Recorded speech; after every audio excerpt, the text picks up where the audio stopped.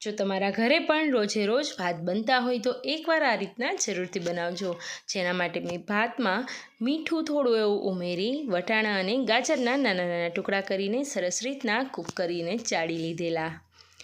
હવે તેમાં વઘાર ઉમેરીશું, જેના માટે 2 ચમચી ઘી ગરમ કરી તેમાં થોડું એવું જીરું, સૂકું મરચું, લીમડાના 8થી 10 પાન ઉમેરીશું અને સારી રીતના વઘારને તૈયાર કરી લઈશું।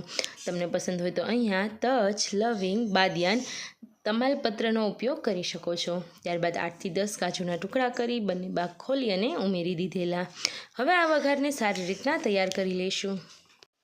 તૈયાર થયેલ વઘારને બનેલા ભાતમાં ઉમેરી દઈશું। ત્યારબાદ તેમાં થોડી એવી ધોઈને ઝીણી સમારીને કોથમીર અને દાડમના બી ઉમેરવાના છે।